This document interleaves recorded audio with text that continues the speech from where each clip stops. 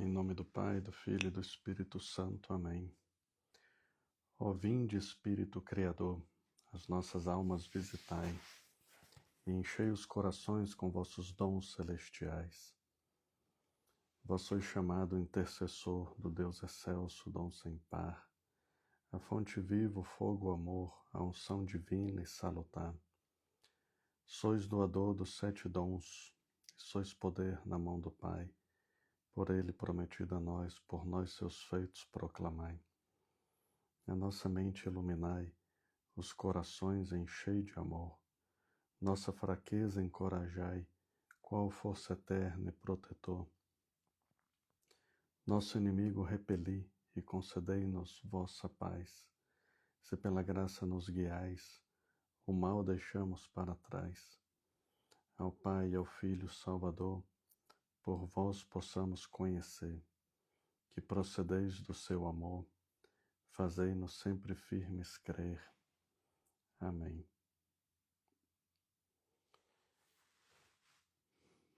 No começo dessa oração, eu tomo consciência do que vou fazer. Eu vou rezar. Eu acordei cedo para estar a sós com meu Senhor, fechando a porta do meu quarto e ficando a sós com meu Senhor.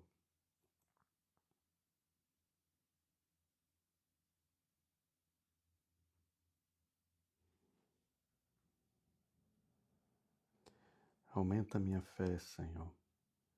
Eu tenho fé, mas aumenta minha fé. Eu creio em Ti. Eu espero em Ti, mas aumenta minha esperança. Eu Te amo, Senhor, mas aumenta o meu amor. Eu estou em solo sagrado agora. Estou na Sua presença. E é diante de Ti que eu quero estar. Enquanto o mundo dorme, eu quero estar aqui.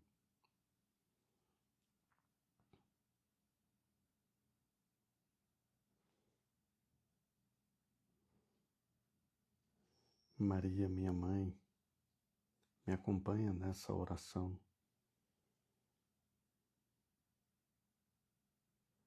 Fica comigo. Carrega-me no seu colo.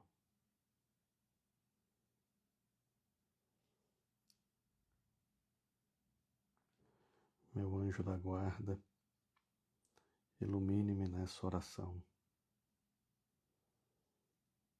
Meus santos protetores, fiquem comigo nessa oração.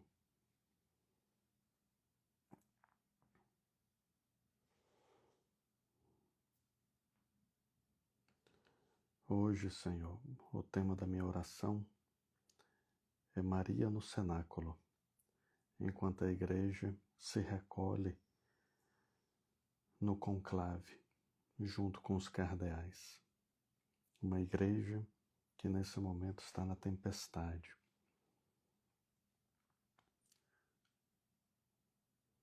Diz os Atos dos Apóstolos: entraram na cidade e subiram para o cenáculo, onde costumavam ficar.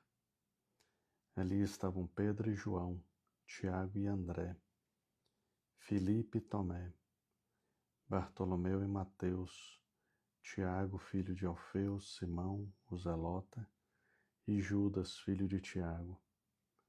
Todos eles perseveravam unanimemente na oração, com algumas mulheres, entre elas Maria, mãe de Jesus.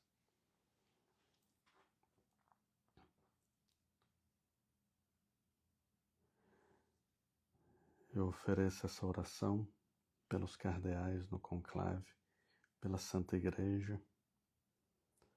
Senhor Jesus, eu me recolho neste momento como quem se refugia numa gruta no meio da tempestade.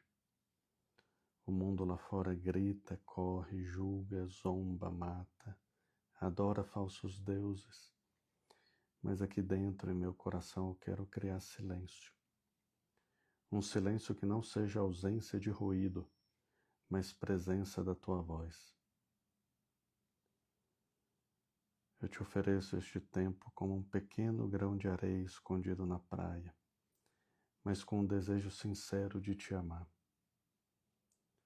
Me ajuda a entrar espiritualmente no cenáculo, bem ao lado de Maria, e aprender a te esperar no escuro, porque mesmo sem ver eu creio. A igreja é tua, Senhor, e tu não a abandonarás. Eu sei, Senhor, que toda oração eu te peço um fruto que eu gostaria de alcançar nessa oração.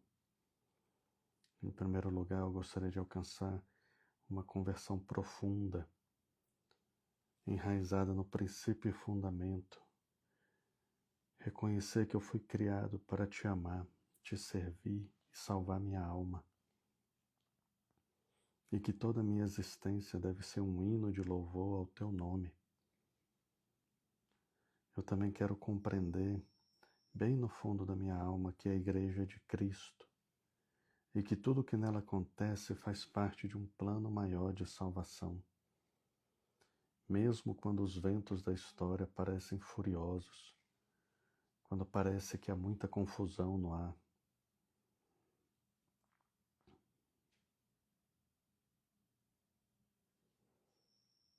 Senhor, me dá um coração firme, não endurecido. Me dá um olhar puro, não cínico. Me dá a graça de amar a tua igreja, não como uma instituição falha, mas como uma esposa amada, ferida, mas fiel, porque tu és fiel. Me concede nesta meditação um encontro verdadeiro contigo, como aquele que os discípulos tiveram no cenáculo, escondido, mas decisivo. Me inflama com o mesmo espírito que desceu sobre Maria, porque sem ele eu não sei amar, eu não sei esperar, eu não sei confiar.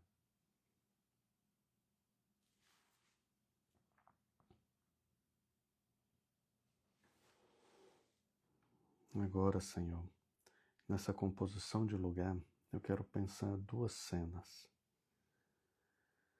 A primeira cena é ver como estava o cenáculo.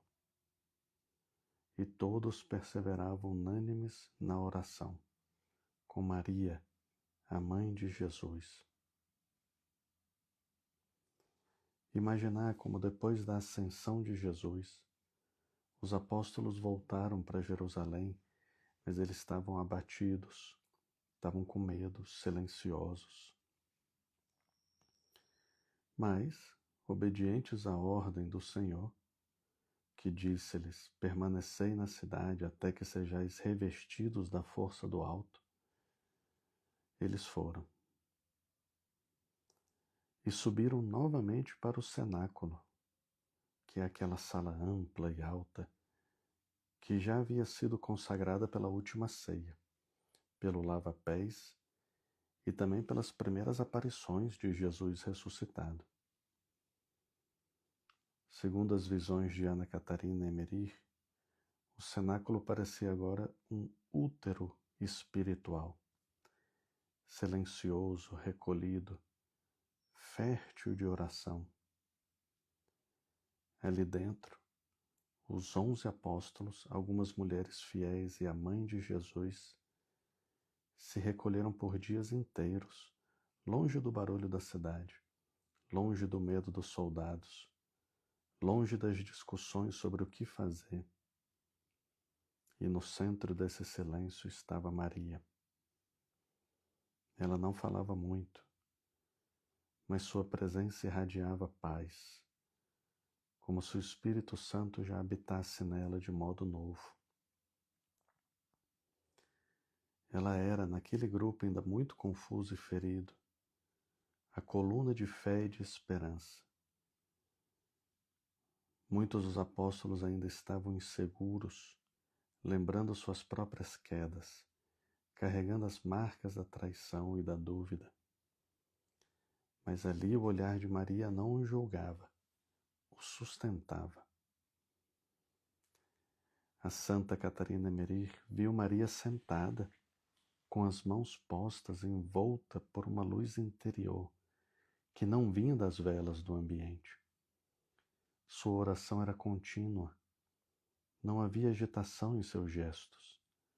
Ela guiava os momentos de silêncio, os salmos que eram cantados, os tempos de leitura da palavra. Às vezes falava suavemente sobre o que Jesus havia feito, dito, vivido, mas sempre com reverência, sem se colocar acima de ninguém. Ela era, nas palavras de Santa Catarina, como uma ponte viva entre o céu e a terra. E enquanto os discípulos ainda se perguntavam como continuar a missão, Maria já intercedia para que o Espírito Santo descesse. Seu coração sabia que não era tempo de agir, mas de esperar, como uma nova gestação espiritual naquele útero. O ambiente era muito simples, mas sagrado. As paredes nuas, mas o ar era denso de oração. Alguns apóstolos se recolhiam nos cantos, outros se debruçavam em jejuns e cânticos, mas tudo girava ao redor daquela presença silenciosa e cheia de Deus que era Maria. Maria era o coração orante da igreja, que ainda estava sendo formada. E então, quando o número sagrado dos dias se completou, veio o Espírito Santo. E a mística descreve o momento como um estrondo súbito, mas não aterrorizante, como um sopro quente e luminoso, como fogo, mas sem queimar, como luz, mas que penetrava na alma. Chamas pousaram sobre cada um, mas a que repousava sobre Maria era como uma coroa de ouro, discreta e gloriosa, não porque ela precisasse ser transformada, mas porque já estava completamente preparada. Os apóstolos transformados levantaram-se com outra coragem. A timidez deu lugar ao testemunho, o medo deu lugar à missão. As palavras antes frágeis tornaram-se vivas. Ali nasceu a igreja, no silêncio orante do cenáculo, no ventre espiritual de Maria, na docilidade daqueles que esperavam.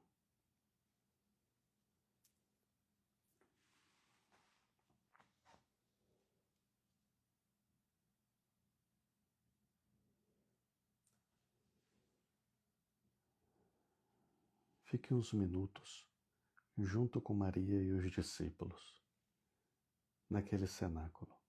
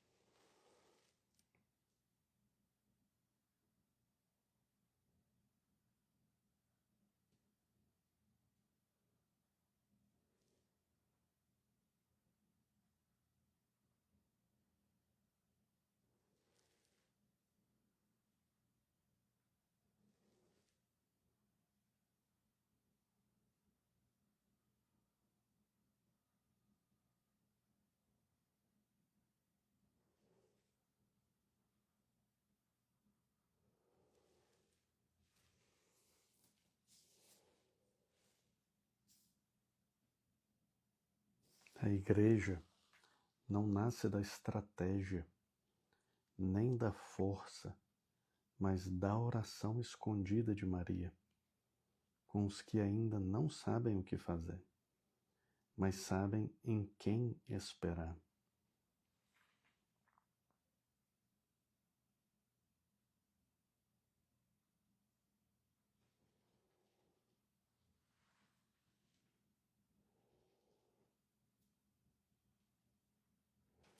Vamos para a meditação na página 17. Existe uma oração que só se aprende quando tudo desmorona. Uma fé que só nasce no silêncio depois do escândalo. Existe um tipo de amor que não é feito de entusiasmo, mas de fidelidade. Foi esse amor que permaneceu com Maria no cenáculo. Todos perseveravam unânimes na oração. E essa pequena frase esconde um terremoto de sentido, porque quem perseverava ali era gente traumatizada, perseguida, sem prestígio, sem templo, sem certezas. Perseverar na oração não é para os fortes, é para os fiéis. Então, necessariamente, o cenáculo é um lugar escondido. E é o contrário do palco, é o contrário da trend do momento. Ele não aparece. É o lugar da espera. E quem espera com fé, não espera em vão. Já dizia Santa Teresa d'Ávila, a alma que se recolhe com sinceridade diante de Deus, mesmo se seca, já glorifica Ele mais do que 1000 discursos comoventes. O mundo atual não entende mais o silêncio. Ele teme o silêncio. Porque o silêncio obriga a alma a se encontrar. E por isso hoje, mais do que nunca, precisamos de cenáculos espirituais, interiores, silenciosos. Enquanto os cardeais se reúnem para discernir quem sucederá Pedro, nós somos chamados a entrar no cenáculo de Maria, porque os que não oram durante o conclave acabam apenas comentando. E a igreja não se constrói com comentários, mas com orações. Eu volto meu olhar para essa petição, Senhor, dá-me um coração firme, não endurecido, um olhar puro, não cínico. Senhor, dá-me um coração firme, não endurecido, um olhar puro, não cínico. Dá-me, Senhor, um coração firme, não endurecido, um olhar puro, não cínico.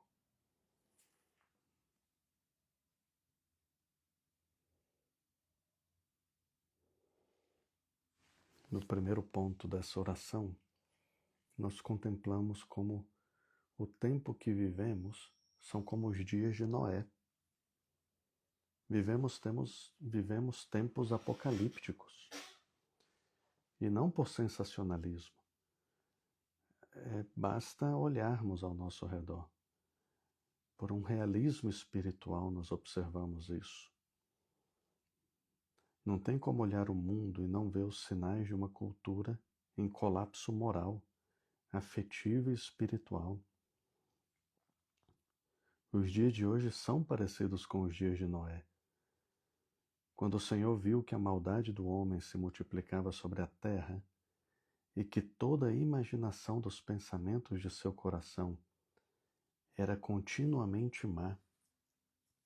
Gênesis 6, versículo 5.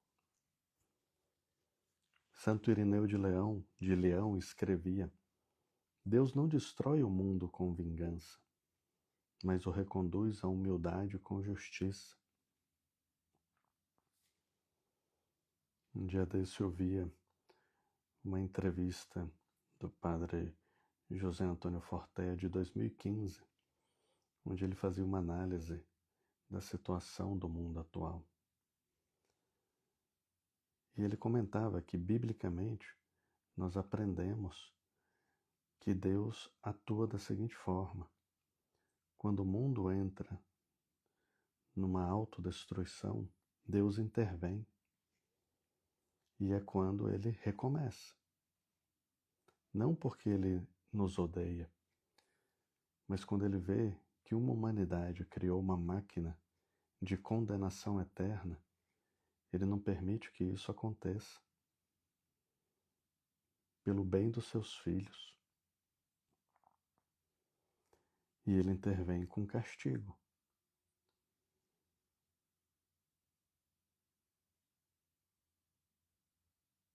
E a nossa humanidade como está? Longe de Deus, criou uma máquina, uma indústria de destruição.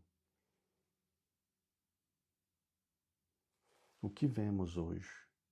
Uma humanidade que zomba do corpo e da alma, dissolvendo identidades com slogans, crianças sendo doutrinadas a odiar o que são, a vida sendo descartada no ventre e nos asilos, a Eucaristia sendo recebida sem fé, sem conversão, sem consciência, padres e bispos que falam mais de sociologia do que do Evangelho, fiéis que trocam oração por opiniões, missa por ativismo, cruz por slogans.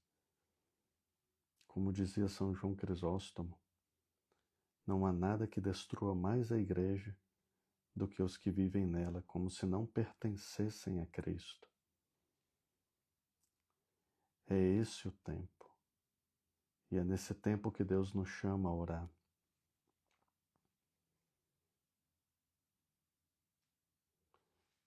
Dá-me a graça de amar a tua Igreja, não como uma instituição falha, mas como a esposa amada, ferida, mas fiel, porque tu és fiel.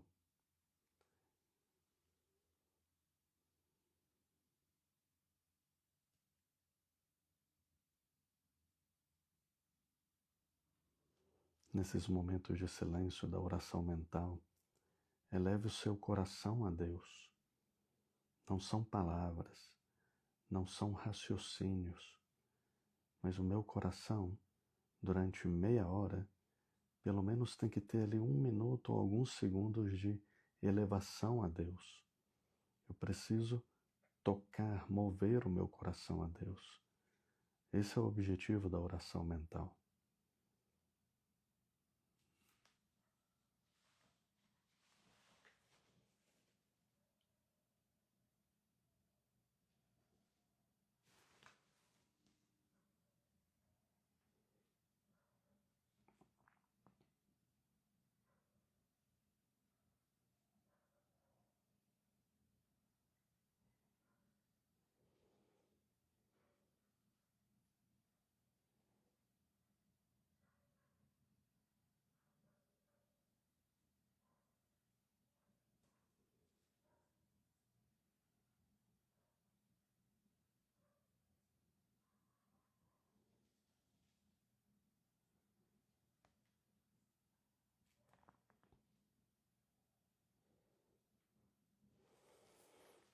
No ponto 4, as crises passam, a Igreja permanece. A história está cheia de crises. No século IV, o arianismo negava a divindade de Cristo. Foi uma época em que uma grande porcentagem dos bispos estavam confusos. E Santo Atanásio permaneceu firme e foi chamada a coluna da ortodoxia. Na Idade Média, com papas indignos e escândalos morais, Deus levantou Francisco, Domingos, Clara, homens e mulheres que não criaram um novo evangelho, mas viveram o original. No século XVI, o protestantismo feriu a unidade da Igreja e Deus levantou santos como Inácio, Teresa, João da Cruz, Filipe Neri. Eles não fugiram da barca, eles a sustentaram com o joelho no chão. E hoje a crise é outra, mais sutil, mais interna. A tentação do desânimo, a frieza, a distração, a perda do sentido da eternidade. Mas a resposta continua a mesma: silêncio, oração, Maria, fidelidade. E eu e você não estamos aqui por acaso. Se nós estamos nessa meditação, é porque o Espírito nos chama a isso. Não importa o número, não importa a quantidade de pessoas. Por que estamos aqui? para parar de comentar e começar a orar, para parar de julgar e começar a interceder pela igreja, para parar de fugir da igreja e começar a amá-la como Cristo ama, com cruz, com paciência, com esperança. Santo Inácio de Antioquia, a caminho do martírio, escreveu: prefiro morrer unido à igreja do que viver fora dela. E nós somos chamados para ser parte da intervenção de Deus no mundo. E essa intervenção começa com esse sim, com o nosso joelho, com a nossa lágrima, com a nossa adoração, com esse cenáculo. Propósito do dia. Hoje eu vou oferecer o meu tempo de oração pelos cardeais unidos em conclave. Eu vou renunciar a toda crítica vazia contra a igreja. Inclusive vou renunciar a ver, a ouvir essas críticas. Eu farei um ato de amor à igreja, uma confissão, uma comunhão, um silêncio oferecido.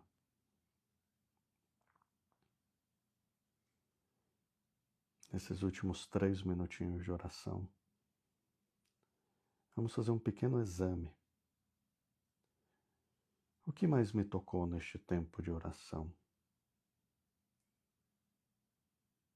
Acostume-se a ter um caderninho ou escrever no celular em algum lugar as luzes que possam vir durante a oração. Onde eu tenho fugido da cruz da igreja? Estou disposto a amar a igreja como Maria amou no Calvário? Eu me dediquei a essa oração. Eu preparei o ambiente para rezar.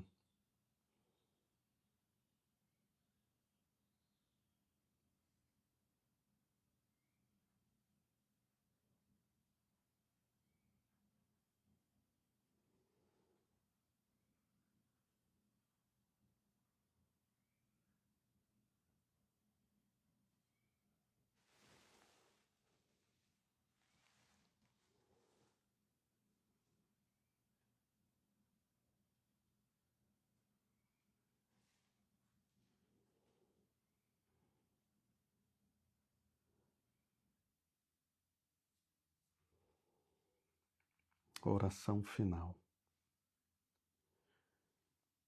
Jesus, tu que escolheste Pedro, mesmo sabendo da sua fraqueza, tu que fundaste a tua igreja sobre uma rocha humana, tu que permaneces fiel, mesmo quando nós vacilamos, vem agora visitar a tua igreja com teu Espírito. Olha para os cardeais reunidos, olha para os fiéis dispersos, olha para os santos escondidos, olha para os que choram pelas feridas da igreja. Vem, Espírito Santo, levanta em nós um novo amor, dá-nos a humildade de Maria, a fidelidade de João, a coragem dos mártires e a esperança dos pequenos. Porque nós te amamos, Senhor. Mesmo feridos, cansados, escandalizados, nós ficaremos contigo, ficaremos com a tua igreja, ficaremos com Pedro, ficaremos no cenáculo, até que venha o teu fogo.